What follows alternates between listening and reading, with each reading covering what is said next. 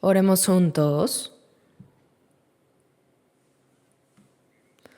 Nuestro Dios Padre, lleno de amor y de misericordia, te agradecemos por tu gran gracia que nos ha salvado a través de tu sangre. Gracias por tener misericordia de nosotros, aun cuando estábamos lejos de ti, caminando en pecado. Aun cuando no te conocíamos, el Señor Jesús murió en la cruz como la ofrenda de sacrificio en nuestro lugar, y con su preciosa sangre derramada lavó nuestros pecados para siempre y nos libró del juicio y la maldición, y nos salvó sin ningún mérito nuestro. Nos hizo hijos de Dios y nos ha dado la bendita esperanza de entrar en el reino eterno de Dios. Por toda esta gracia te damos las gracias, alabanza y gloria a nuestro Padre Dios. Agradecemos porque en este momento también nosotros, los redimidos por la preciosa sangre del Señor, estamos reunidos ante ti para alabar tu gran gracia y amor, para aprender tu palabra y tener comunión en la santa multitud donde tú estás. Creemos que incluso en este momento el Señor está entre nosotros. Por favor, cuida a cada uno de nosotros y sosténnos con tu mano misericordiosa, para que seamos perfeccionados aún más por el amor, la gracia, la palabra y el poder del Espíritu Santo del Señor, para que todo esto nos lleve a vivir el resto de nuestras vidas sin vergüenza como hijos de Dios. Este mundo cada vez más se llena de problemas y de más pecado, tanto que no podemos vencer este mundo con nuestras propias fuerzas. Señor, sosténnos más, por eso con tu palabra, tu sabiduría y el poder del Espíritu, y guíanos para que vivamos según tu voluntad y para tu gloria en tu palabra. Confiamos y agradecemos que el Señor cuide de todas nuestras iglesias en todo el mundo y de todos los hermanos que están guardando su fe y predicando el Evangelio en medio de las dificultades. Por favor, guíalos con tu gracia apropiada, Señor. Ayúdanos a testificar tu Evangelio más valientemente para llevar a muchas almas pobres que aún no son salvas ante ti, para que ellos puedan recibir la salvación. Ayúdanos para hacer esta gran obra, Señor.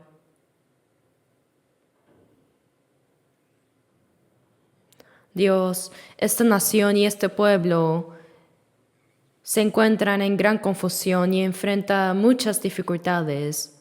Oramos para que tú nos protejas y nos ayudes para que podamos vivir nuestra vida cristiana en un estado más estable y hacer las misiones mundiales.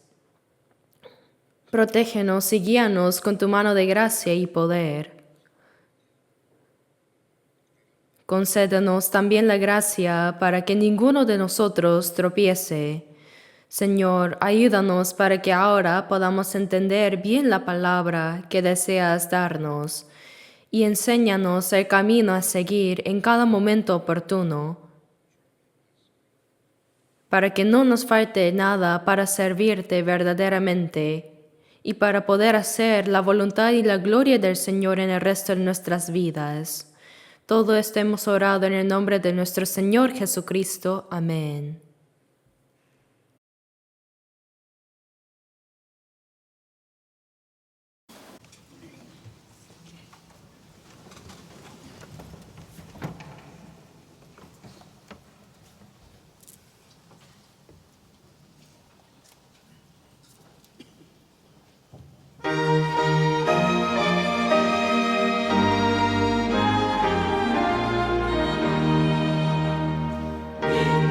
Sa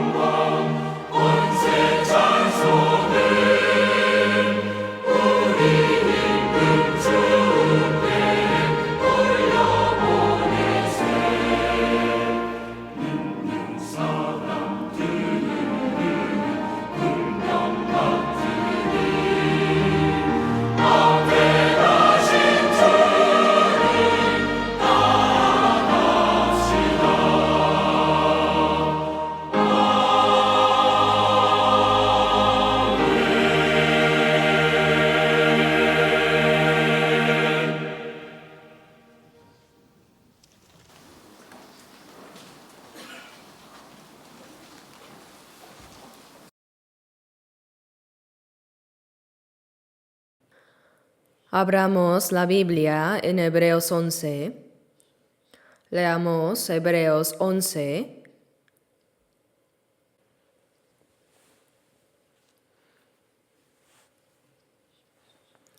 Versículos 4 y 5. Leamos juntos. Hebreos 11, versículos 4 y 5. Por la fe, Abel ofreció a Dios más excelente sacrificio que Caín, por lo cual alcanzó testimonio de que era justo, dando Dios testimonio de sus ofrendas, y muerto, aún habla por ella. Por la fe, Enoc fue traspuesto para no ver muerte, y no fue hallado, porque lo traspuso Dios. Y antes que fuese traspuesto, tuvo testimonio de haber agradado a Dios. Hasta aquí.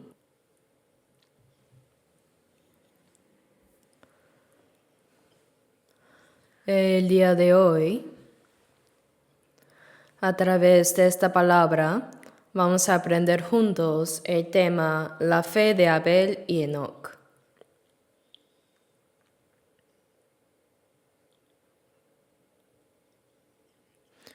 Cuando el antepasado de la humanidad,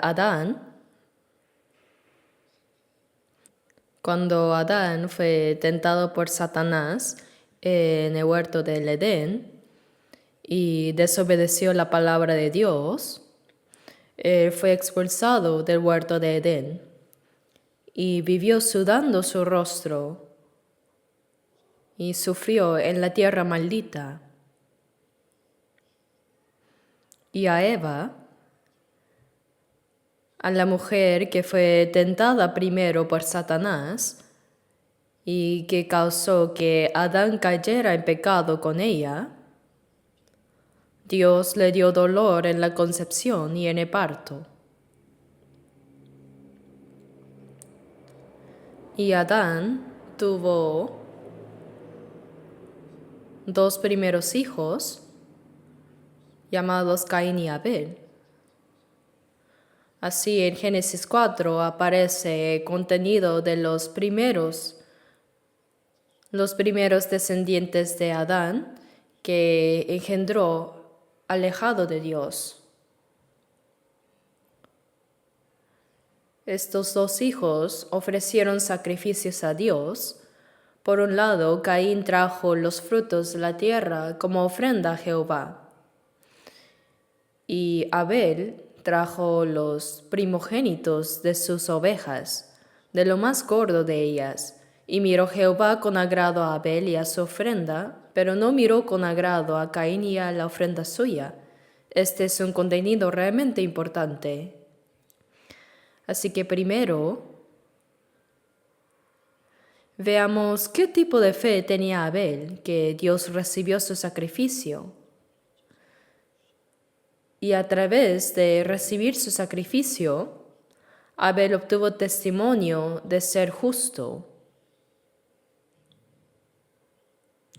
Este es el primer pecador que recibió el perdón de sus pecados y fue declarado justo.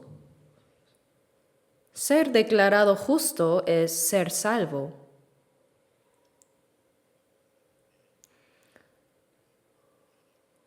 Cuando somos salvos, nos damos cuenta que somos pecadores ante Dios y anhelamos fervientemente recibir la salvación. No ofrecimos sacrificios, sino que Dios nos mostró gracia, como hemos recitado hoy, Isaías 53:6, Jehová cargó en él el pecado de todos nosotros. Dios envió a su Hijo unigénito como un cordero y cargó en él nuestros pecados. Jesús recibió la maldición y el juicio que debíamos recibir y así lavó nuestros pecados para siempre. Cuando entendemos esto y creemos, recibimos el perdón de pecados y al mismo tiempo obtenemos testimonio de ser justos. Así que Abel se ha convertido en el representante de todas las personas que serán salvas por la gracia de Dios más adelante. Sin embargo, por el contrario, su hermano mayor Caín también ofreció un sacrificio, pero su ofrenda estaba equivocada. Debido al pecado, la tierra fue maldecida. Y Dios dijo que el hombre tendría que sudar su rostro y trabajar para que la tierra le diera alimento. Pero Caín ofreció a Dios como sacrificio estos productos agrícolas obtenidos con el trabajo de las personas en esta tierra maldita para sobrevivir. Quizá Caín pensó que Dios aceptaría su sacrificio de esa manera. Su sinceridad, esfuerzo, celo y trabajo. Probablemente hizo todo lo que pudo. Pero Dios no aceptó la ofrenda de Caín.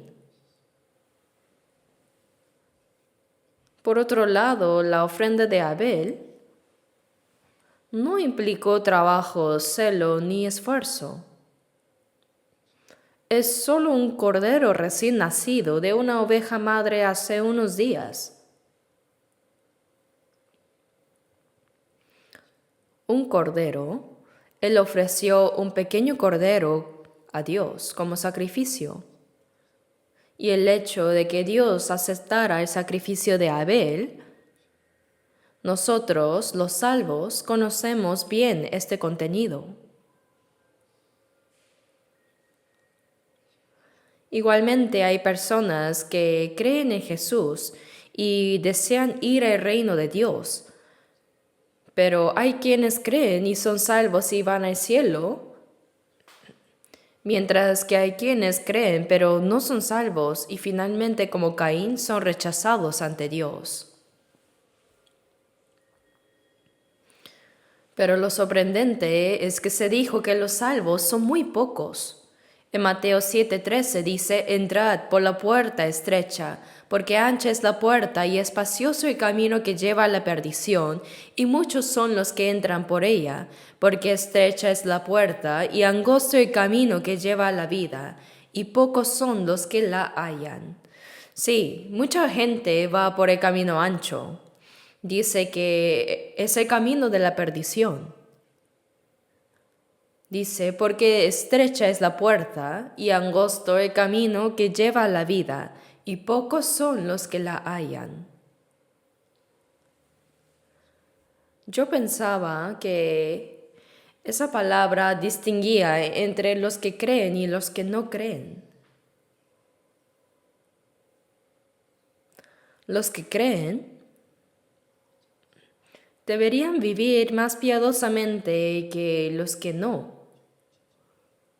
No hay que pecar y ser diligentes para Dios, ¿no es así?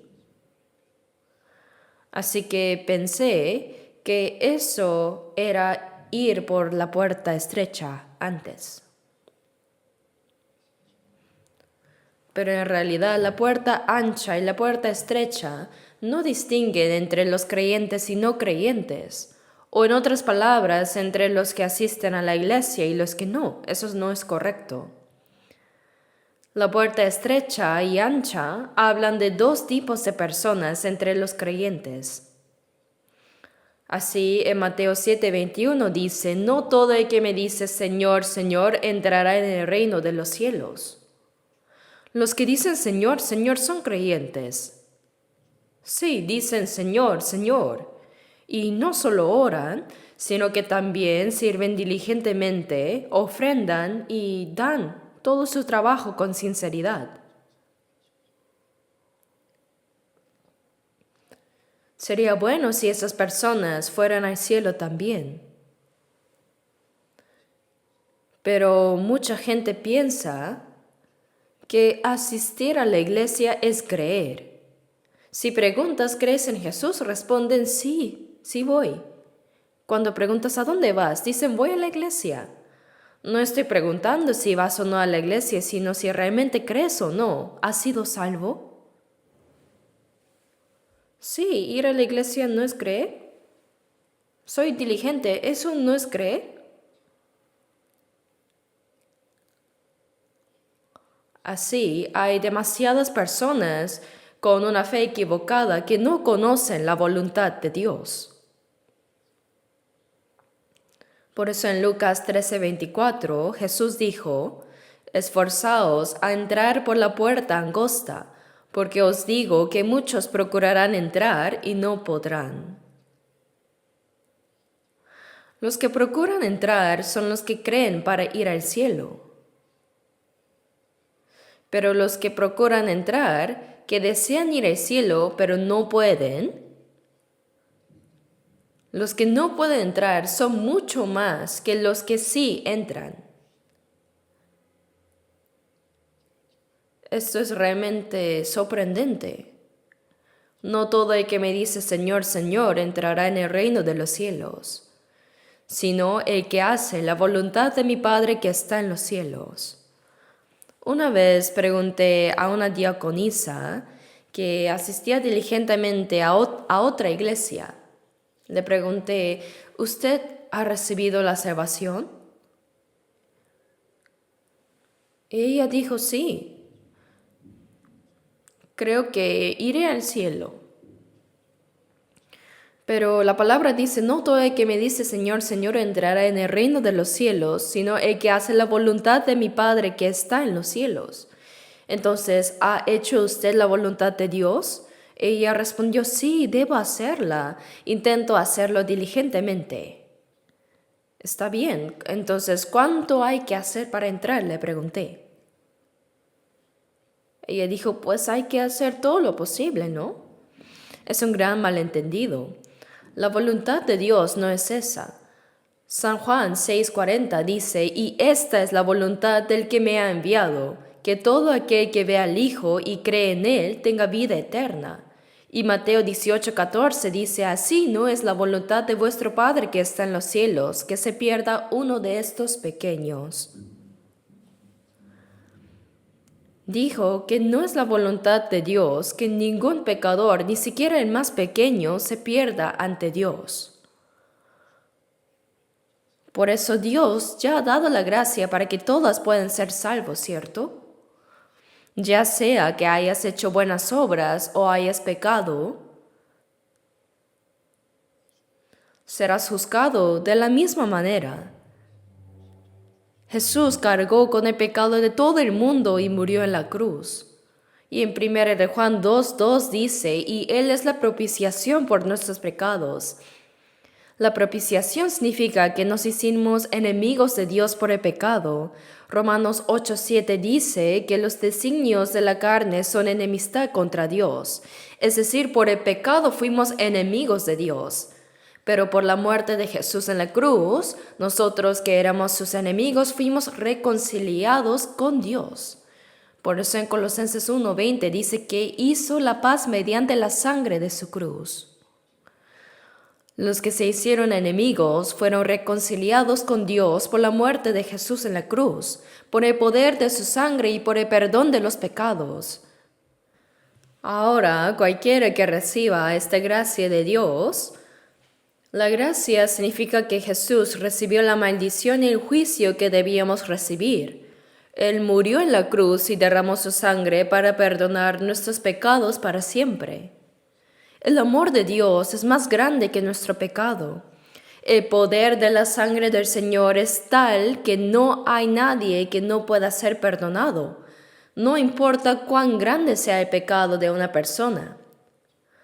Así, en 1 Juan 2:2 dice, y Él es la propiciación por nuestros pecados, y no solamente por los nuestros, sino también por los de todo el mundo. No solo por los pecados de los creyentes, sino que perdonó los pecados de todos los pecadores incrédulos en todo el mundo. Si comprendes y crees en esta gracia, cualquiera puede ser salvo. Por eso dice, de tal manera amó Dios al mundo que ha dado a su Hijo unigénito. Dar al Hijo unigénito significa que dio a su Hijo sin pecado como un sacrificio expiatorio, como un cordero. Esto para que todo aquel que en él cree, se refiere a creer en esa gracia, no se pierda, mas tenga vida eterna.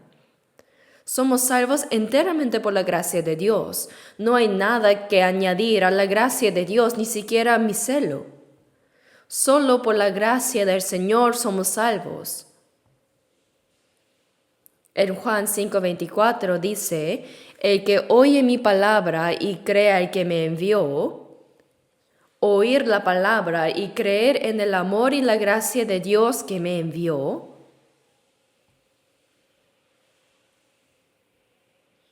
Esa persona tiene vida eterna y no vendrá condenación, mas ha pasado de muerte a vida. Tan pronto como entendemos esta gracia, no solo recibimos el perdón de los pecados, sino, dice, mas ha pasado de muerte a vida. Hay tantas palabras en la Biblia sobre la gracia de Dios, pero es extraño que aún hoy muchas personas digan que creen, pero piensan que ir a la iglesia es creer, que ser diligente es creer bien, y que si son diligentes podrán ir al cielo, y creen que si hacen buenas obras y son diligentes podrán entrar en el cielo, y si no, irán al infierno. Caín ofreció a Dios los mejores productos agrícolas que había cultivado con todo su esfuerzo, sudor y sinceridad. Y probablemente oró diciendo, Dios, he trabajado mucho, me he esforzado y he dado mucho abono para preparar esta ofrenda para ti. Probablemente ofreció lo mejor a Dios, ¿no es así? Dios, en esta ofrenda están toda mi sinceridad, mi celo y todo lo mío. Por favor, acéptala y tengamos una buena relación, Dios. Probablemente habrá orado así.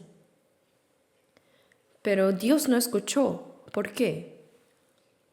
Porque no importa cuán diligente y sincera sea una persona, pues fundamentalmente como se ha convertido en enemigo de Dios por el pecado, Dios no puede aceptar el sacrificio ni la ofrenda de esa persona. Esos productos agrícolas se obtuvieron mediante el trabajo para sobrevivir en la tierra maldita por el pecado del hombre. Dios no acepta lo que ha sido maldecido. Caín no sabía eso. Entonces, ¿cómo lo supo Abel? Por la fe, dice, Abel ofreció a Dios un sacrificio más excelente que Caín. Y obtuvo testimonios de ser justo ante Dios.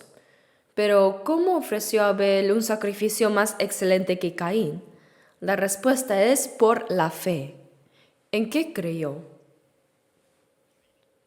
Caín tenía celo, esfuerzo, sinceridad y trabajo duro, pero no tenía fe.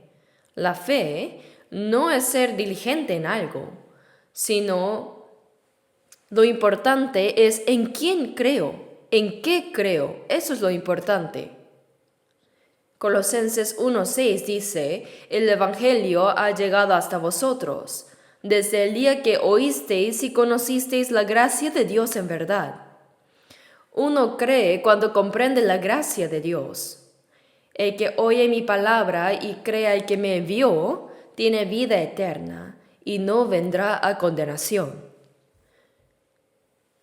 Creer no se refiere a mis méritos o buenas obras, sino es creer en lo que Dios ha hecho. También está en nuestro himnario, ¿no? No puedo dejar de pecar por llorar mucho y derramar lágrimas.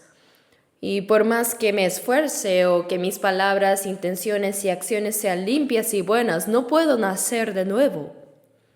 No funciona por esforzarse, ni por llorar. No funciona de ninguna manera, pero funciona creyendo. ¿Creyendo en qué? Creer solo en el Salvador Jesús. Creer en Jesús significa creer en lo que Jesús hizo y si voy al Señor obtengo la vida eterna. La fe no es algo que yo tengo que hacer, sino lo que Dios hace para salvarme. Muchas personas malinterpretan esto, piensan que su buena obra es fe. La fe no es eso, es creer en lo que Dios ha hecho por mí. Por eso Caín pensó que Dios aceptaría su celo, su sinceridad y su esfuerzo. En Romanos 10:2 dice, porque yo les doy testimonio de que tienen celo de Dios. Los judíos de entonces sí tenían celo por Dios. Guardaban el día de reposo, daban diezmos y ayunaban para Dios 2 veces por semana. Daban limosnas. ¡Cuán bien lo hacían! Tienen celo de Dios, pero no conforme a ciencia, dice. ¿Qué no sabían ellos? El versículo 3 dice, porque ignorando la justicia de Dios y procurando establecer la suya propia, no se han sujetado a la justicia de Dios. La justicia de Dios. La justicia de Dios es lo que Dios ha hecho.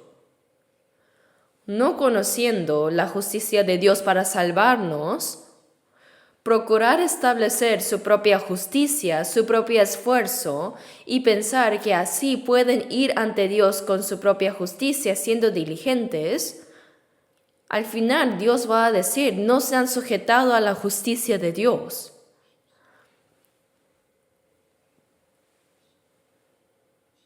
Al procurar establecer su propia justicia diligentemente, no se sujetaron a la justicia de Dios. Las personas que son diligentes de esa manera, sus almas serán rechazadas ante Dios. Eso realmente es un gran problema.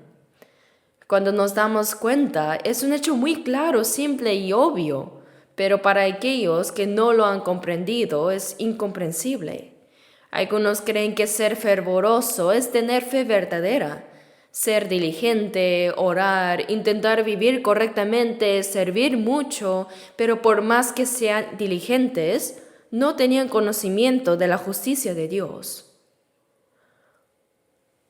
Por eso, aunque creen, no conocen la justicia de Dios y confían en su propio fervor, sinceridad y esfuerzo, pensando que Dios aceptará sus obras. Aunque dicen que creen, su fe está equivocada. No están confiando en la gracia de Dios, sino están acercándose con sus propios esfuerzos, sinceridad y voluntad. Por eso Caín representa el ejemplo típico de una persona religiosa que, aunque es fervorosa hacia Dios, no llega a recibir la salvación.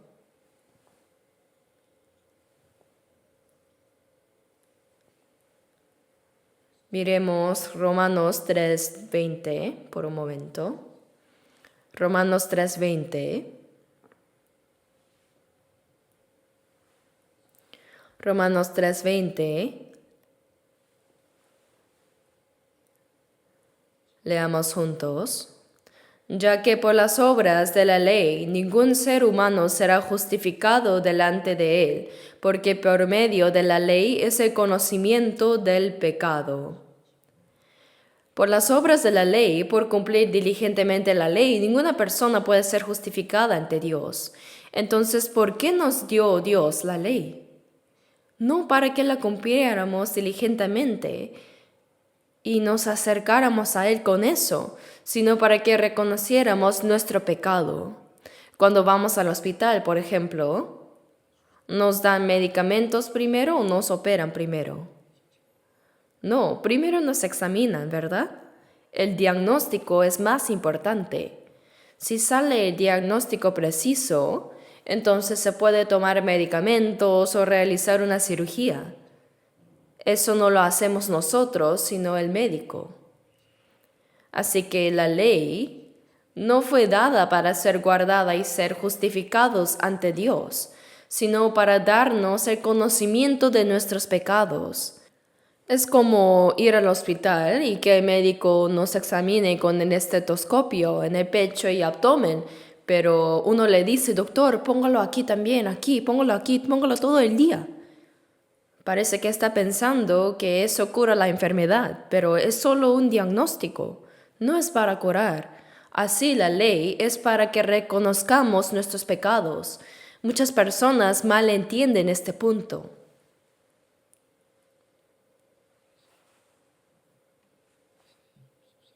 Por eso Isaías 64:6 dice, si bien todos nosotros somos como suciedad, quiere decir que nadie es limpio ante Dios, y todas nuestras justicias como trapo de inmundicia,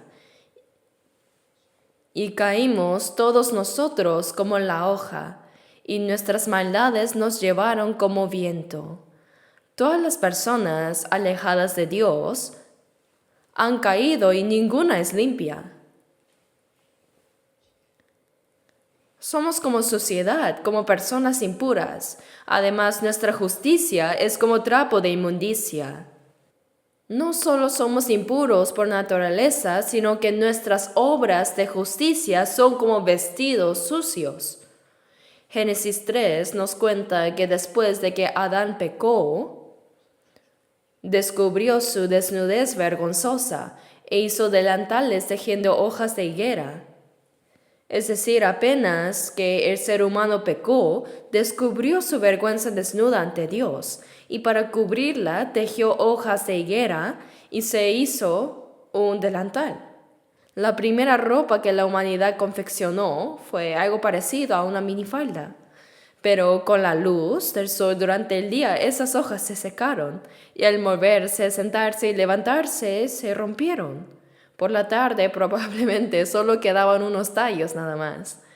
Cuando Dios lo llamó, Abraham respondió, tuve miedo porque estaba desnudo y me escondí. Aunque se había vestido, esa ropa no era suficiente. Por eso temerosos, con temor, Adán y Eva se escondieron delante de Dios.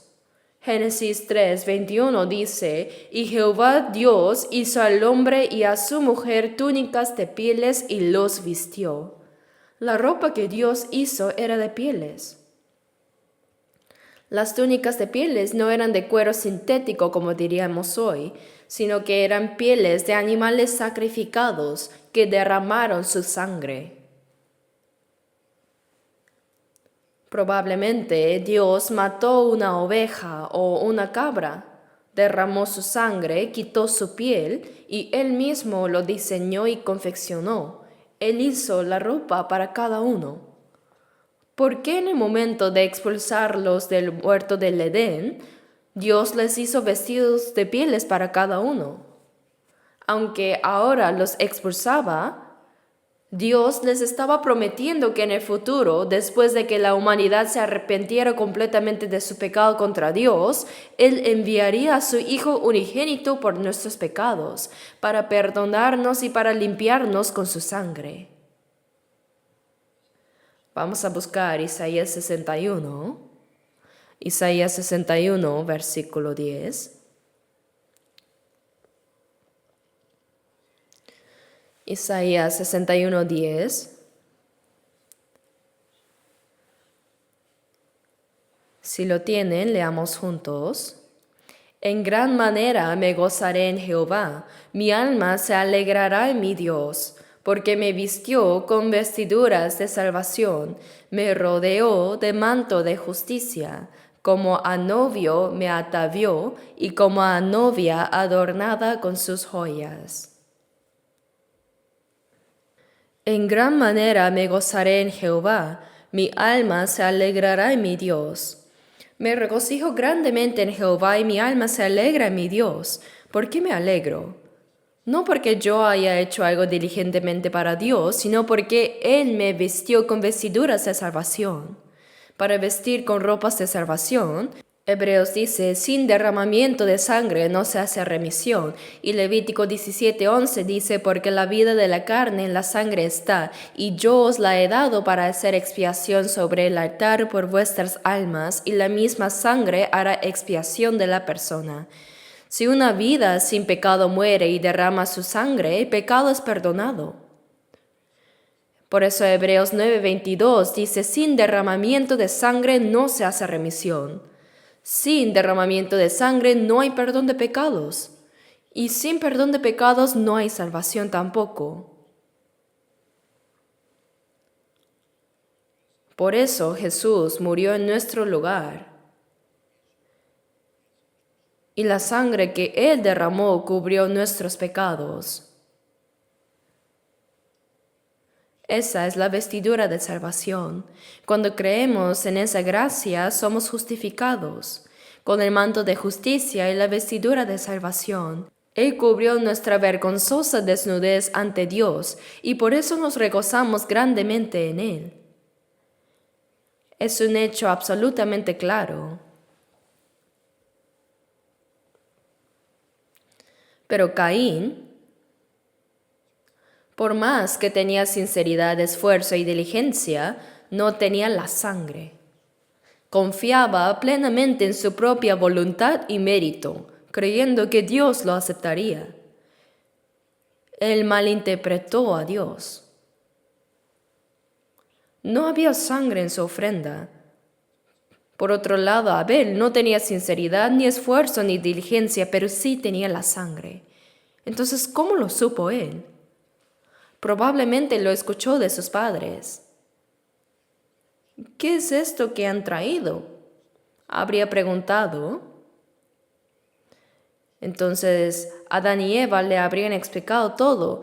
Antes, tus padres desobedecimos la palabra de Dios y avergonzados nos escondimos en el huerto. Hicimos delantales de hojas de higuera, pero no podían cubrir la vergüenza de nuestro pecado ante Dios, así que nos escondimos avergonzados. Pero Dios mató animales, derramó su sangre y cubrió nuestro pecado. Vimos morir al primer ser vivo, el animal derramó su sangre, Dios quitó su piel y así cubrió nuestra vergüenza. Probablemente valoraban esa túnica de pieles, el último regalo de Dios, y lo habrían contado a sus hijos.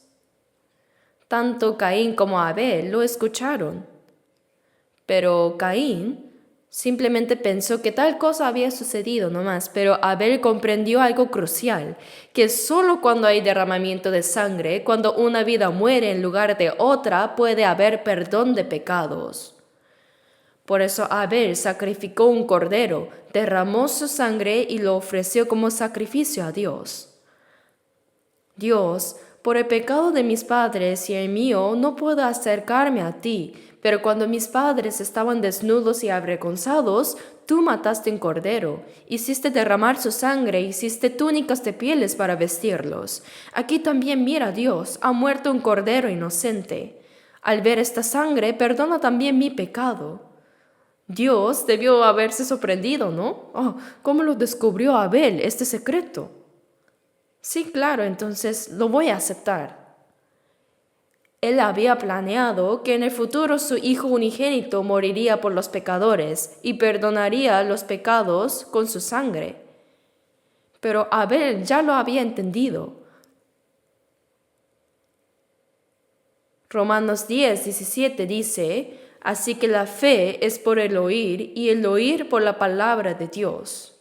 Abel escuchó sobre la gracia de Dios para con sus padres y comprendió lo que significaba ser justificado por la fe. Pero Caín se acercó confiando en su propio esfuerzo, sinceridad y diligencia, mientras que Abel se acercó confiando en la gracia y el perdón y la misericordia de Dios. En Lucas 18, no tengo tiempo para explicar todo, así que lo diré brevemente, pero en ese capítulo había un fariseo y un publicano. El fariseo fue al templo y la postura de su oración era con las manos levantadas, mirando al cielo. Y él dijo, Dios, te doy gracias porque no soy como los otros hombres, ladrones, injustos, adúlteros, ni aun como este publicano. Ayuno 2 veces a la semana, doy diezmos de todo lo que gano. Lo que decía era cierto. Era mucho más justo que otras personas, pero por el contrario, el publicano dice, estando lejos no quería ni aún alzar los ojos al cielo, sino que se golpeaba el pecho diciendo: Dios, sé propicio a mi pecador. Pero Jesús dijo que éste descendió a su casa justificado antes que el otro. ¿Por qué? Porque el fariseo era mucho más justo. El fariseo confió en su propia justicia y mérito, mientras que el publicano confió en la gracia misericordiosa de Dios. Hay muchas palabras así en la Biblia. En San Juan 1:29 dice que Juan el Bautista, quien nació 6 meses antes que Jesús para dar testimonio de él, proclamó diciendo: He aquí el Cordero de Dios que quita el pecado del mundo. Dios cargó sobre él el pecado de todo el mundo. E Isaías 53:6 dice: Mas Jehová cargó en él el pecado de todos nosotros. Todos los pecados del mundo, mi pecado, tu pecado, nuestros pecados, fueron cargados por Jesús. Él recibió el juicio en nuestro lugar, derramó su sangre y perdonó eternamente nuestros pecados. No hay otra gracia por la que podamos ser salvos. Sin embargo, muchas personas piensan que deben confiar en los méritos de Jesús y añadir también sus propios méritos, pero eso está totalmente equivocado. Primera de Pedro 1, versículos 18 y 19 dice: Sabiendo que fuisteis rescatados de vuestra vana manera de vivir, la cual recibisteis de vuestros padres, no con cosas corruptibles como oro o plata, sino con la sangre preciosa de Cristo, como de un cordero sin mancha y sin contaminación. Hemos sido salvados solo por la preciosa sangre de Cristo. ¿Qué me puede dar perdón? Solo de Jesús la sangre. Cantaré por la eternidad solo de Jesús la sangre, ¿verdad? Romanos capítulo 3. Busquemos juntos. Romanos 3, 24. Romanos 3, 24.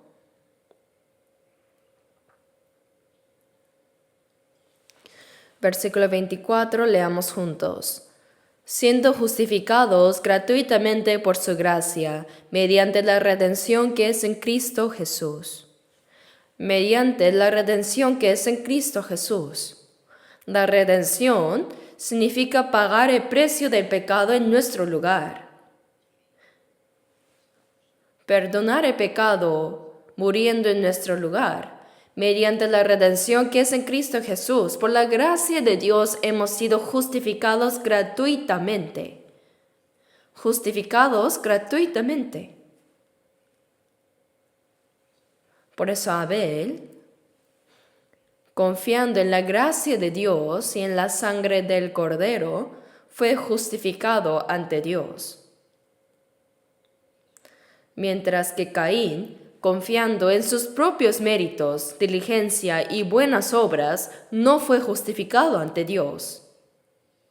Esta es realmente una cuestión importante para todos nosotros. Esta simple verdad determina si obtendremos la vida eterna o si, aún creyendo superficialmente, iremos al infierno. Muchas personas creen, sí, pero no tienen un momento de salvación. Los pastores no hablan suficientemente sobre la necesidad de nacer de nuevo, sobre la necesidad de entender la gracia de Dios y experimentar la salvación verdadera. Piensan que por asistir fielmente a la iglesia ya creen y ya son salvos. Pero yo recibí la salvación en 1962. Si alguien decía que había sido salvo, yo le consideraba soberbio antes. Y si alguien decía que había nacido de nuevo, yo me sorprendía más. O sea, ¿cómo él puede saber? Solo Dios sabe. Pero cuando el pastor Billy Graham realizó un seminario de la Biblia en la plaza de Yoido, se reunieron 1 millón de personas y él era realmente un hombre renacido. Y su mensaje era: Los cristianos deben nacer de nuevo. Diáconos, ancianos, todos deben nacer de nuevo.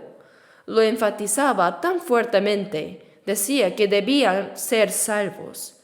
Pero desde entonces todos dicen que ya están salvos. ¿Desde cuándo? Preguntas y ellos responden desde que comenzaron a creer, desde que empezaron a ir a la iglesia. No son precisos y pasan por encima del tema vagamente. Todos dicen que ya son salvos, pero es completamente falso. Es una trampa del diablo pasar por alto la cuestión más importante de la salvación. El diablo impide que crean en este secreto tan importante.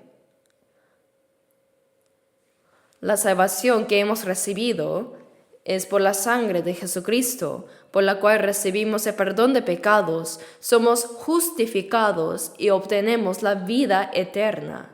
Recibir perdón de pecados, ser salvo, nacer de nuevo, obtener vida eterna son expresiones equivalentes. Es como decir se casó o se desposó, significan lo mismo. Pero hay quienes las consideran cosas separadas, diferentes. La salvación que hemos recibido tiene garantía absoluta. Jesús está orando por nosotros ahora mismo. Él vive como garantía ante Dios, mostrando su sangre por la cual nuestros pecados han sido perdonados. La salvación que hemos recibido, hermanos, es segura, eterna. Tiene la garantía absoluta.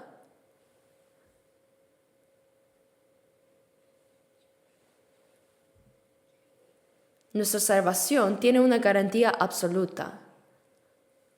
Y esa es la fe de Abel.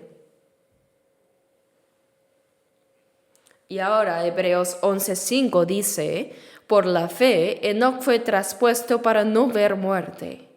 Dios lo llevó antes de que se muriera. Y antes que fuese traspuesto, ¿qué testimonio tuvo? Lo leímos hace poco. ¿Ya se olvidaron? Antes de ser traspuesto, ¿qué testimonio recibió? ¿Nadie sabe? Tuvo testimonio de haber agradado a Dios. Abel representa a alguien justificado por la fe y Enoc representa a alguien que vivió por fe confiando en Dios y fue llevado por Dios.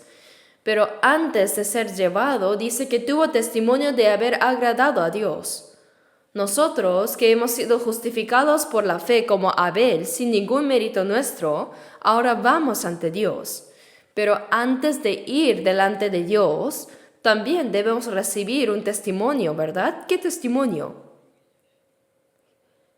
¿Qué testimonio tenemos que recibir? ¿Cómo? ¿No van a decir nada? El testimonio de haber agradado a Dios.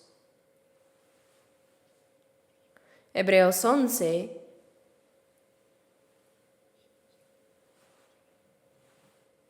versículos 5 y 6 dice que Enoc tuvo testimonio de haber agradado a Dios. Parece que realmente vivimos en una época en la que como Enoc podríamos no morir y encontrarnos con el Señor vivos. El día de regreso del Señor está muy cerca.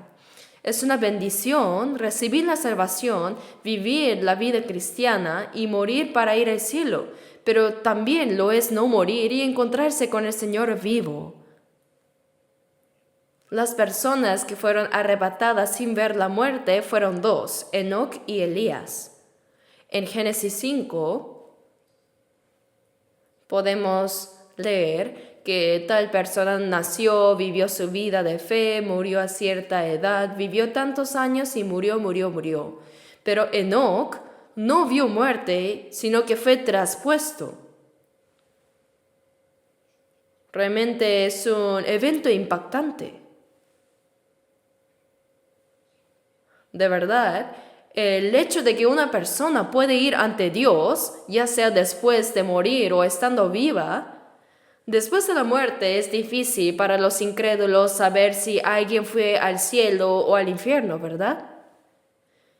Pero en aquel tiempo, en el tiempo de Enoc, antes del diluvio, las personas vivían mucho tiempo. Génesis 5:22 dice que caminó Enoc con Dios 300 años y engendró hijos e hijas. No caminó con Dios aislándose en las montañas para ayunar y orar, sino que caminó con Dios mientras vivía su vida familiar, teniendo hijos y viviendo con los demás. Y versículo 24 dice, caminó pues Enoc con Dios y desapareció porque le llevó Dios. Es la primera vez que se muestra que una persona puede ir al reino de Dios. De verdad, ¿no es un evento impactante que una persona haya ido ante Dios incluso estando viva? En Génesis 1:27, después de que Dios creó todo, ¿cuál fue el propósito de crear al hombre a su imagen? Lo que fue creado a la imagen de Dios es el alma. Pero si las personas creadas a la imagen de Dios simplemente sufren en este mundo, viven pecando y mueren, ¿en qué se diferencian entonces de los animales? Salmos 49:20 dice, el hombre que está en honra y no entiende, semejante es a las bestias que perecen. Si no hay alma, somos como las bestias, el hombre. Pero los hombres no son bestias, sino que son seres preciosos creados a la imagen de Dios. ¿Y por qué fueron creados así? Para ser el compañero del amor de Dios, para recibir la vida de Dios, para ser salvado y para ser hijos de Dios y para vivir en el reino de Dios y vivir eternamente con Él. Es el propósito de haber sido creado a su imagen. Entonces, ¿por qué nos dio la salvación? Mateo capítulo 1, María quedó embarazada. Fue por el Espíritu Santo, pero su comprometido José se sorprendió. ¿Qué pasó? ¿Será que la buena María fue violada? Los soldados romanos hacían cosas así. Mientras pensaba en romper el compromiso, se le apareció un ángel y le dijo, José, no temas recibir a María tu mujer, porque lo que en ella es engendrado del Espíritu es, y dará a luz un hijo, y llamará su nombre Jesús, porque él salvará a su pueblo de sus pecados. El significado del nombre Jesús en inglés es Jesus is Savior, es la salvación. El nombre de Jesús es la salvación. Y llamará su nombre Emmanuel. ¿Qué significa Emmanuel? Significa Dios con nosotros. El propósito de la salvación es que Dios esté con nosotros. Por eso en Éxodo, capítulo 29, versículos 45 y 6 dice, vamos a buscarlo rápido. Es una palabra importante, así que busquemos Éxodo 29, versículo 45.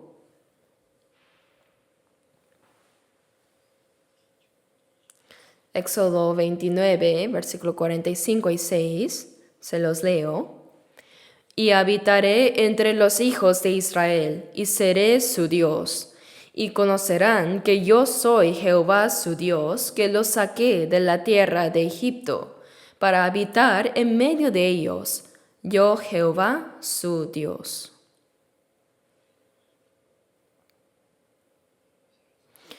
Aunque el pueblo de Israel era el pueblo escogido por Dios, ellos bajaron a Egipto y sirvieron al faraón y vivieron como esclavos miserables durante 400 años. ¿Qué significa eso? Que aunque el hombre es un ser precioso creado a la imagen de Dios, cayó antes de servir a Dios. No sirve a Dios, no tiene descanso tampoco en su corazón, ni esperanza. Mientras que los israelíes sufrían en Egipto haciendo ladrillos, ¿Sabían que las pirámides fueron hechas por los judíos? Cuando el primer ministro israelí llamado Rabin fue a Egipto para una cumbre de paz, dijo, ¿saben quiénes hicieron esas pirámides? Muchos todavía no lo saben. Nuestros antepasados las hicieron cuando fueron esclavos aquí durante 400 años. Rabin dijo eso. Y es cierto, en un libro de historia que leí, decía que cuando los israelíes eran esclavos durante 400 años, construyeron esas pirámides y las ciudades de almacenaje como Ramsés. Ellos hicieron ese arduo trabajo. Es por eso que los judíos ahora tienen la mejor técnica del mundo para construir con piedras. ¿Sabían eso? Por eso, aun estando dispersos por todo el mundo, eran contratados como maestros constructores. No solo construían con piedras, ¿sabían que también formaron organizaciones secretas? La Freemason, la organización secreta más temida del mundo. Free significa libre y Manson significa albañil, constructor con piedras. No solo construían con piedras, sino que mientras lo hacían formaban organizaciones clandestinas. Fue así como comenzaron el movimiento de independencia de Israel. Incluso hoy en día la masonería existe como una sociedad secreta. Es la organización subterránea más temida del mundo. Ahora al final quieren conquistar el mundo. Los judíos que durante unos 2000 años fueron perseguidos y expulsados por todo el mundo rechinan los dientes queriendo vengarse. ¿Cómo piensan vengarse? ¿Acaso matarán a todos en el mundo? No, van a construir un mundo gobernado por los judíos. Esto no es una teoría, sino que ya está en marcha. Da miedo. ¿Sabían de esto? En fin, esos constructores de piedra vivieron miserablemente como esclavos durante 400 años sin servir a Dios. Ellos estaban sirviendo al faraón sin descanso ni paz.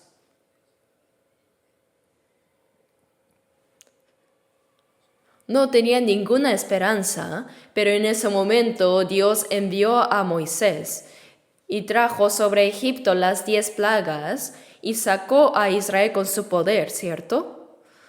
Delante de ellos estaba el Mar Rojo bloqueando el paso y detrás lo seguía el ejército egipcio, pero el mar se abrió y cruzaron en seco. Salmo 106:9 dice, les hizo pasar por el abismo como por un desierto. El ejército egipcio, sin saber qué pasaba, los siguió y todos se ahogaron. Incluso hoy en ese lugar del Mar Rojo aún se encuentran ruedas de los carruajes egipcios. ¿Por qué se llama Mar Rojo? Porque hay muchas montañas rojas. Yo pasé también por ese mismo trayecto 2 veces, mirando hacia la derecha el Mar Rojo. Desde el Cairo, para entrar en Israel, en ese entonces no había vuelos directos. En Éxodo 29 dice que Dios liberó al pueblo de Israel de Egipto para habitar entre los hijos de Israel y para ser su Dios, para que ellos conozcan que Él es Jehová su Dios, que los sacó de la tierra de Egipto. Para habitar en medio de ellos, Dios los sacó. ¿Cuál fue el propósito de liberar a Israel? Fue para que Dios estuviera con ellos. Éxodo 25:8 dice, y harán un santuario para mí. Esto es una figura de lo que Dios haría en el Nuevo Testamento. Salvarnos para poder estar con nosotros. El propósito de Dios al salvarnos es para poder estar con nosotros. ¿Lo sabían?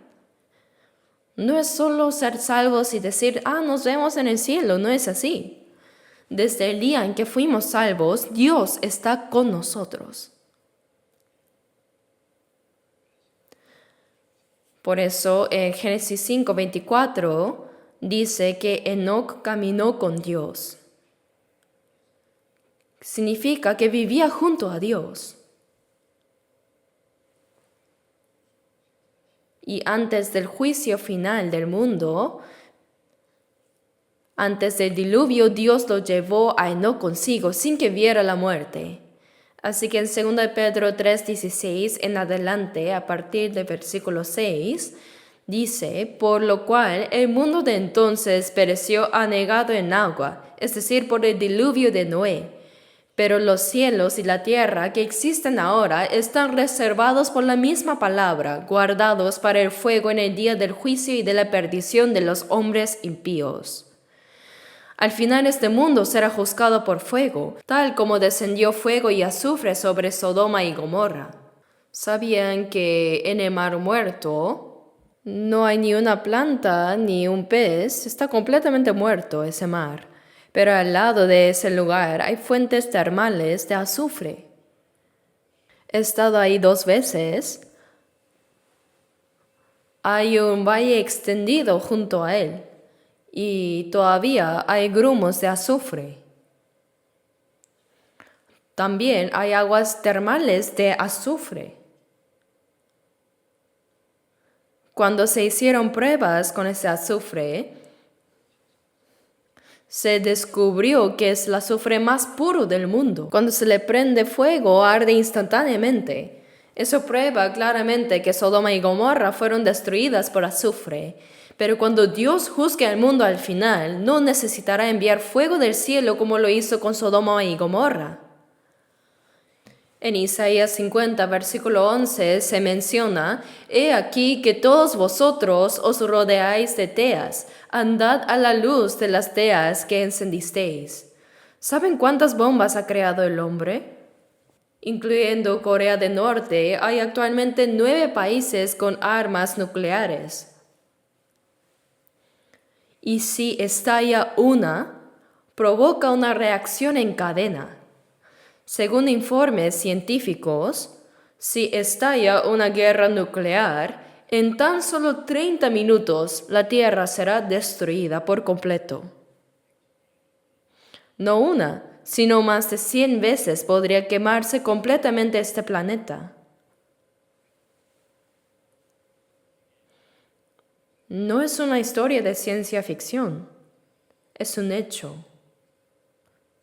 Antes de que el mundo sea juzgado por fuego, Dios llevará a los creyentes salvos. Los llevará, y aunque antes del juicio final habrá una falsa paz, y 144,000 del pueblo de Israel serán salvos, luego el mundo será juzgado con fuego. Pero antes de eso, cuando el Señor venga en el aire, Él llevará consigo a los creyentes salvos. Así como Enoc fue llevado antes del juicio por agua, esto es una figura de cómo los salvos serán llevados antes del juicio final por el fuego. Y en Mateo 24:40 dice, entonces estarán 2 en el campo, el uno será tomado y el otro será dejado. 2 mujeres estarán moliendo en un molino, la una será tomada y la otra será dejada. Y Lucas 17:34 dice, estarán 2 en una cama, el uno será tomado y el otro será dejado. Ya sea que estén trabajando en el campo, preparando comida en casa o durmiendo profundamente, los creyentes salvos serán llevados. Al instante serán llevados. En inglés se dice rapture, arrebatamiento. Serán llevados. Pero los que son dejados serán dejados para siempre.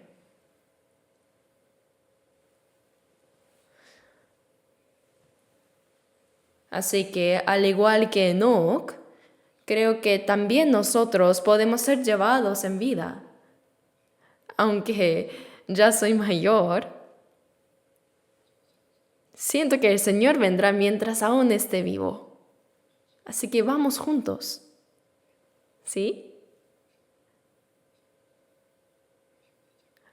Mis hermanos siempre me dicen, pastor, no se vaya primero, vámonos juntos. Claro, Vayamos juntos, vivamos juntos y vámonos juntos, ¿sí?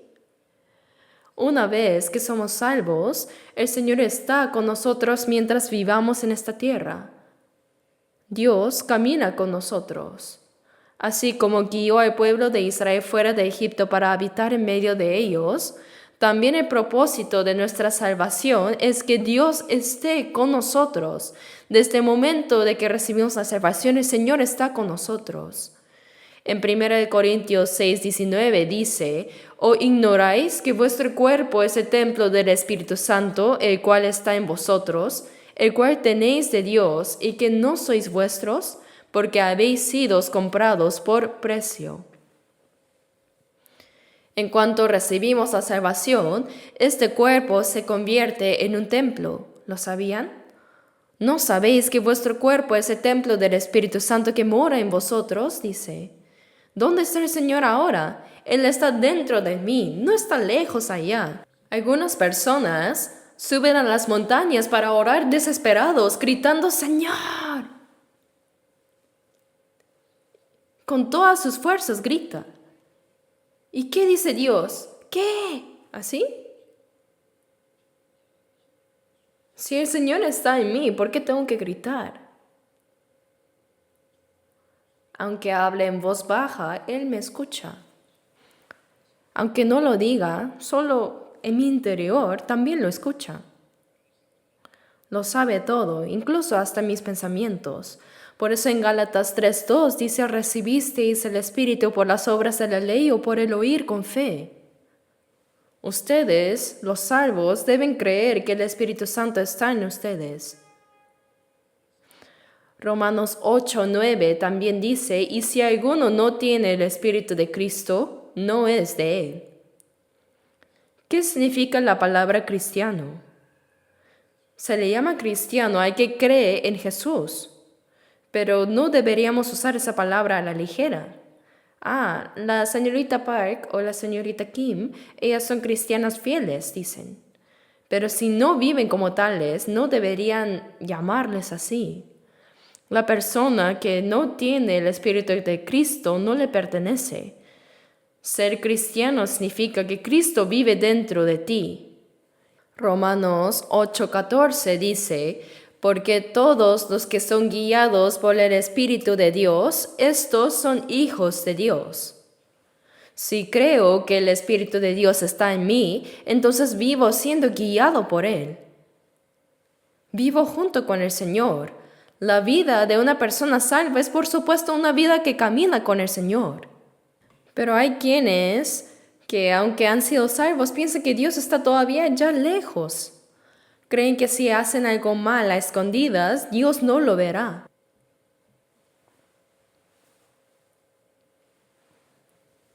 Señor, hoy, quédese tranquilo en casa, por favor, ¿ya?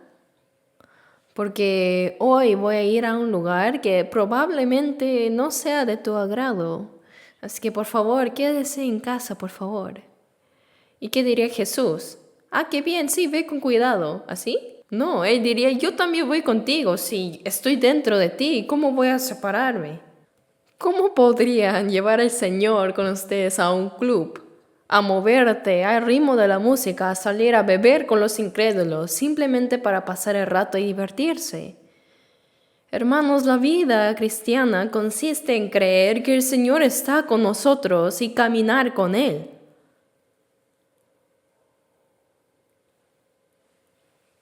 Caminar con Dios. El Señor está conmigo. ¿Conocen Gálatas 2:20, cierto? Dice: con Cristo estoy juntamente crucificado. Quiere decir que cuando el Señor murió, yo también morí, porque Él cargó con mis pecados. No solo murió el pecado, sino yo también. Con Cristo estoy juntamente crucificado. El Señor en la cruz quitó por completo mi pecado, y ya no vivo yo, mas vive Cristo en mí. Ahora yo he muerto y el Señor vive en mí. Él ha venido a morar dentro de mí y ahora es el dueño de mi vida.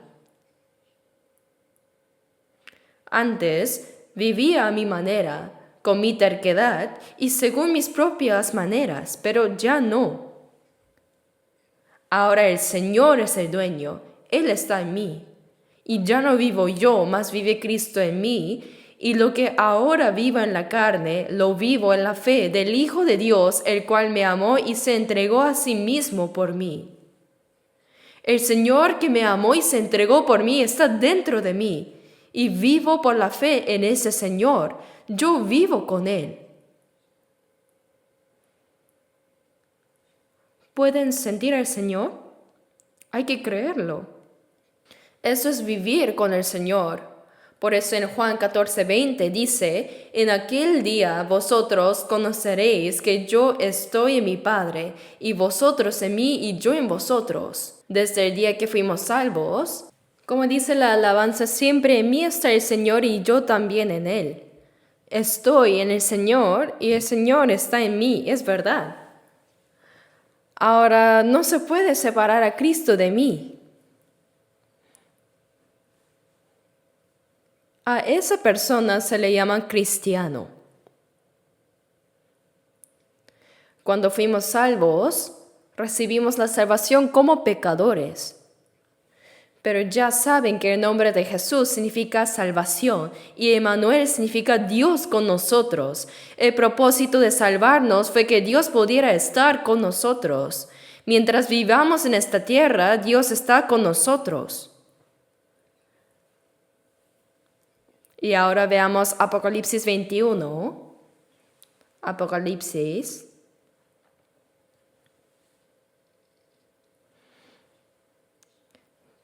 Capítulo 21.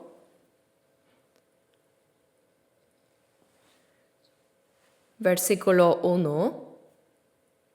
Leamos juntos. Vi un cielo nuevo y una tierra nueva, porque el primer cielo y la primera tierra pasaron y el mar ya no existía más. Y el versículo 3. Y oí una gran voz del cielo que decía, He aquí el tabernáculo de Dios con los hombres, y Él morará con ellos, y ellos serán su pueblo, y Dios mismo estará con ellos como su Dios. Enjugará Dios toda lágrima de los ojos de ellos.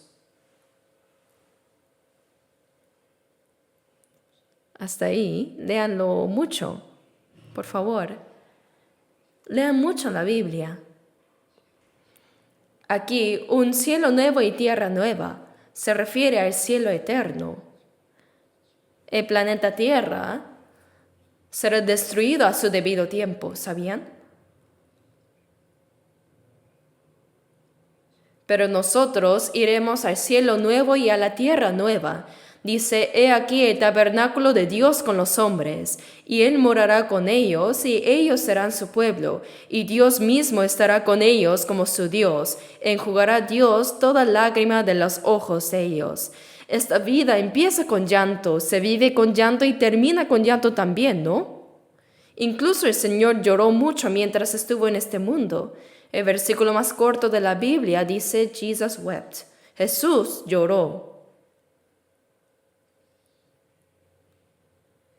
Jesús experimentó todo el sufrimiento y aflicción que experimentamos los humanos.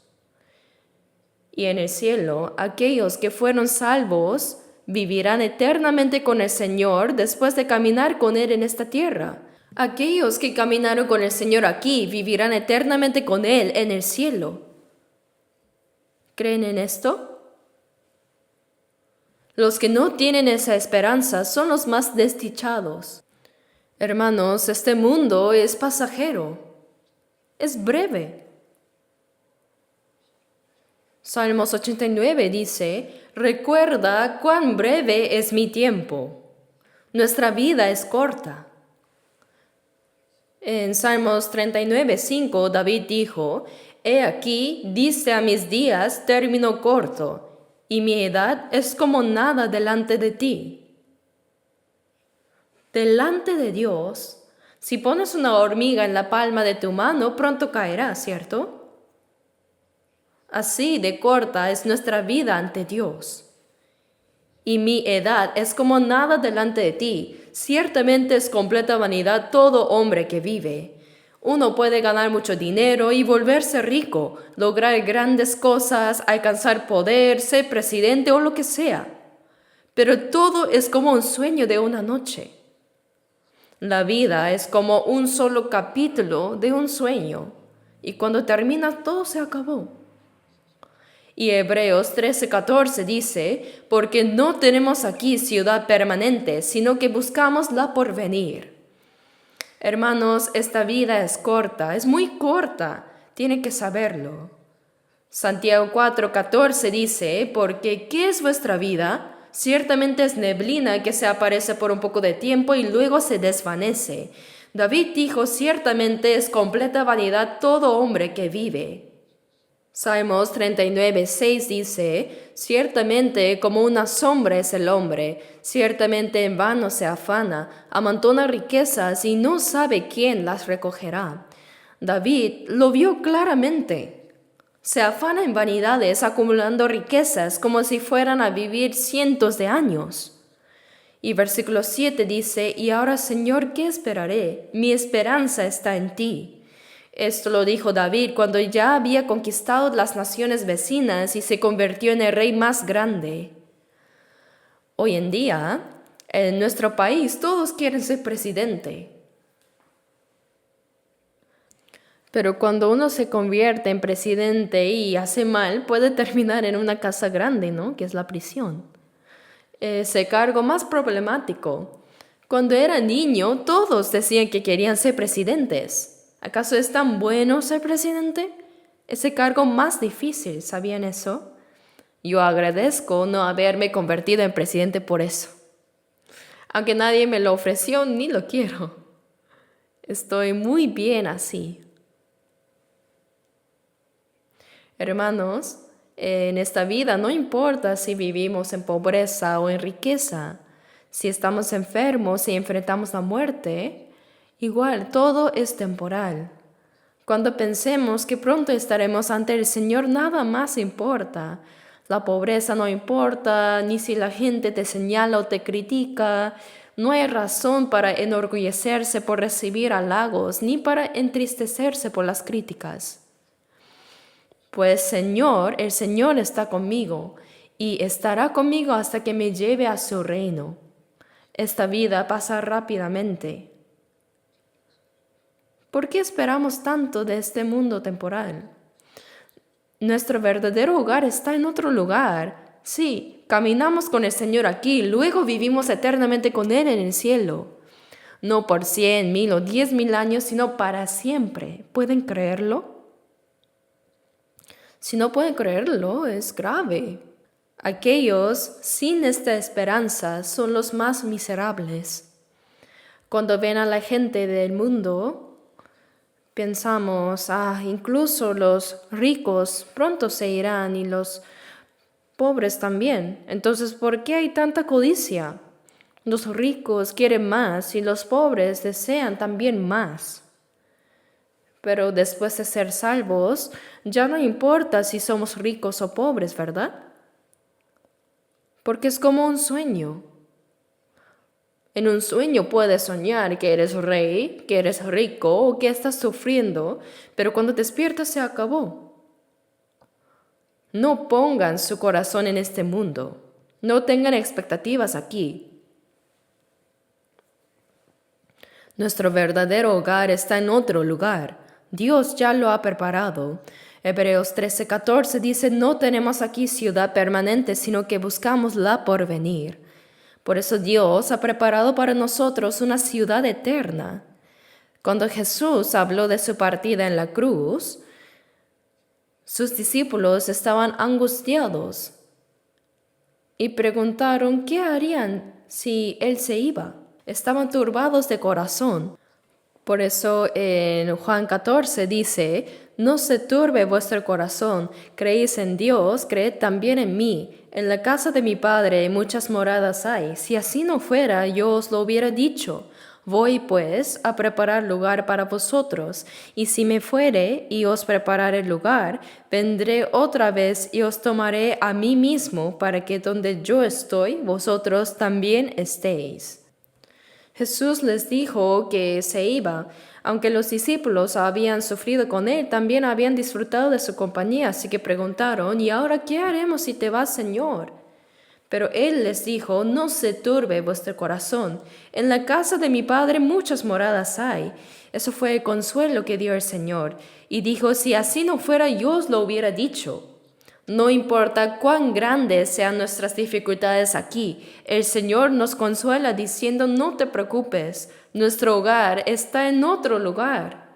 Es eterno. En la casa de mi Padre muchas moradas hay. ¿Se han imaginado lo hermoso que será el cielo?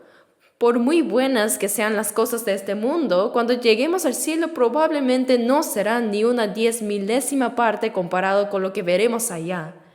Cuán hermoso debe ser el cielo. Hebreos 1:14 dice que todos los ángeles son espíritus ministradores. 1/3 de los ángeles cayó junto con Lucifer y se convirtieron en demonios y mensajeros del infierno, pero aún quedan 2/3 sirviendo a Dios.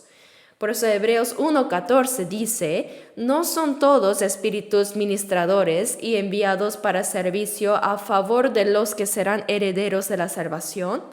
Así los ángeles son servidores de los salvos. ¿Lo sabían? ¿Sabían que a cada persona salva se le asigna un ángel guardián? Sí, debemos creerlo. Dios no nos dice cosas que no estén en la Biblia. Y por cierto, los ángeles si caen, Jesús no murió por los ángeles. Aunque ellos caigan, no hay salvación para ellos. Es porque el propósito por el cual Dios creó a los ángeles y el propósito por el cual creó al ser humano son distintos. Nosotros somos hijos de Dios, pero los ángeles no pueden convertirse en hijos de Dios. Ellos son espíritus ministradores. Nosotros, los salvos, somos la esposa de Cristo y los ángeles no pueden ser la esposa de Cristo. Por eso ellos desean mirar detenidamente la salvación que hemos recibido. Ellos la anhelan y la consideran maravillosa. Les parece increíble la salvación. Por eso el cielo es un lugar donde viviremos eternamente con Dios. Y aquí, en la tierra, es donde los salvos caminan con el Señor. Debemos caminar con Él. Veamos Miqueas 6. Debemos terminar ya. Busquemos Miqueas 6, versículo 8. Antiguo Testamento, Miqueas 6, versículo 8. Vamos a leerlo juntos. Oh hombre, Él te ha declarado lo que es bueno, ¿y qué pide Jehová de ti? Solamente hacer justicia y amar misericordia y humillarte ante tu Dios.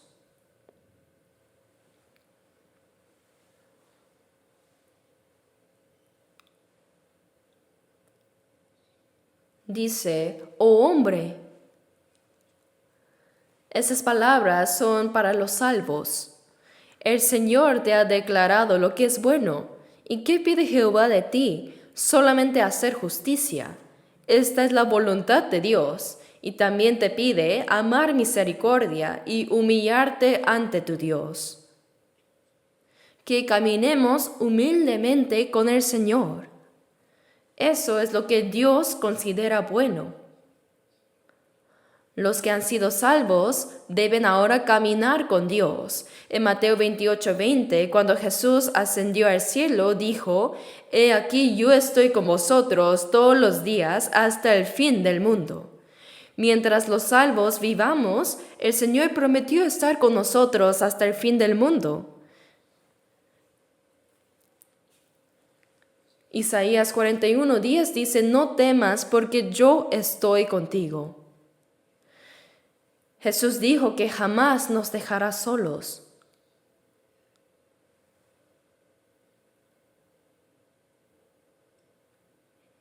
Caminar con Dios es llevar una vida apartada del pecado. Jeremías 11:45 dice, sed santos porque yo soy santo. Y 1 de Pedro 1 dice, sed también vosotros santos en toda vuestra manera de vivir. Dios nos dice, sed santos porque yo soy santo. Para caminar con Dios debemos vivir apartados del pecado. Como Dios es santo, nosotros también debemos vivir en santidad. Por eso una vida que camina con Dios es vivir con sinceridad, vivir de una manera que Dios apruebe en todo. Proverbios 3:6 dice, reconócelo en todos tus caminos, y Él enderezará tus veredas. Reconocerle en todo significa que involucramos a Dios en cada asunto de nuestra vida, consultamos con Él. ¿Dios debería hacer esto o no? Si nuestro propósito es claro, entonces consultamos con Dios. Y Él, que conoce nuestros corazones, ciertamente nos ayudará. Debemos hablar con Dios sobre todo, sobre cada asunto. Eso es reconocerle en todos nuestros caminos. Hay que dejar que Dios intervenga. ¿Para qué es caminar con Dios si no es para eso? No es para que vivamos como queramos. Marcos 7:6 dice, este pueblo de labios me honra, mas su corazón está lejos de mí. Cualquiera puede decir cosas con la boca, ¿no? Alaban, incluso alabar sin vivir según la voluntad de Dios es una alabanza falsa. Lucas 6:46 dice, ¿por qué me llamáis Señor, Señor, y no hacéis lo que yo digo? Decir Señor, Señor con los labios, pero no vivir conforme a su palabra es despreciar a Dios. Si el Señor está con nosotros, debemos honrarlo y hacerlo feliz. Si hacemos feliz al Señor, Él nos ayudará para que nosotros también podamos estar felices. Así es.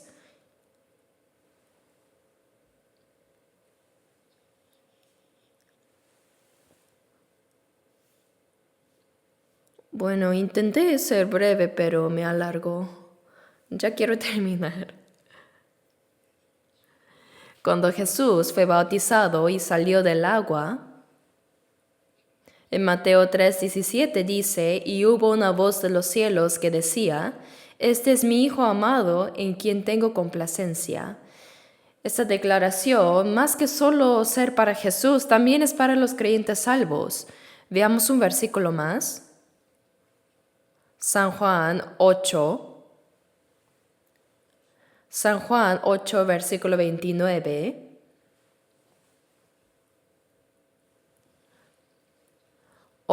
Versículo 29. Leamos juntos. Porque el que me envió conmigo está. No me ha dejado solo el Padre, porque yo hago siempre lo que le agrada. Aquí Jesús dijo, el que me envió está conmigo. No me ha dejado solo, porque yo siempre hago lo que le agrada. Jesús, como el Hijo unigénito, vino a este mundo y vivió 33 años. Y siempre hizo lo que agradaba a Dios. Por eso Dios no lo dejó solo. La vida de caminar con Dios es la vida que alegra a Dios siempre. Efesios 5:10 dice, comprobando lo que es agradable al Señor.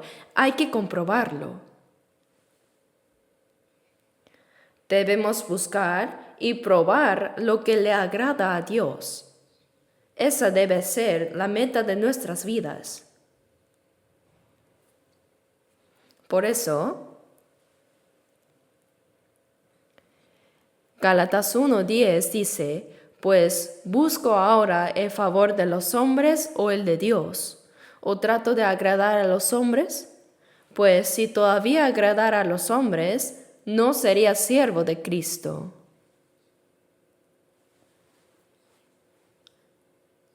El apóstol Pablo también dijo en 2 Corintios 5:9, por tanto procuramos también, o ausentes o presentes, serle agradables, Pablo se esforzaba por agradar al Señor, ya sea en vida o en muerte. Y Efesios 5:10 dice, comprobando lo que es agradable al Señor. Hay que buscar y comprobar. La respuesta está en la Biblia. Debemos encontrar en la Biblia qué es lo que agrada a Dios y vivir como Jesús vivió. Jesús no solo es nuestro Salvador, sino que su vida terrenal también es el modelo para todos los creyentes. Así como Enoc, debemos recibir el testimonio de haber agradado a Dios antes de ser arrebatados, ¿no? Una vida que camina con Dios, una vida que le agrada, una vida apartada del pecado. Eso es lo que debemos hacer. Mediten profundamente en eso, por favor. ¿Qué debo hacer para agradar a Dios? Lo sabrán si estudian la Biblia. Debemos comprobar cuál es la buena voluntad de Dios agradable y perfecta. Vamos a discernir eso y vivir así. Oremos juntos. Dios Padre, lleno de misericordia, gracias por apiadarte de nosotros que andábamos en pecado lejos de ti. Gracias porque nuestro Señor Jesús cargó con la maldición y el juicio que nosotros merecíamos recibir y porque nos salvó sin ningún mérito nuestro. Ahora nuestro corazón, alma y cuerpo son tuyos, Señor. Queremos vivir según tu voluntad. Por eso, guíanos para que todo lo que comamos, bebamos o hagamos, lo hagamos para tu gloria y para que podamos llevar una vida que te agrade. Y cuando pronto sea el día de tu retorno, esperamos, Señor, vivir eternamente contigo en tu reino eterno. Protege a todos los hermanos salvos, Señor, y ayúdanos a vivir por tu voluntad. Todo esto hemos orado en el nombre de nuestro Señor Jesucristo. Amén.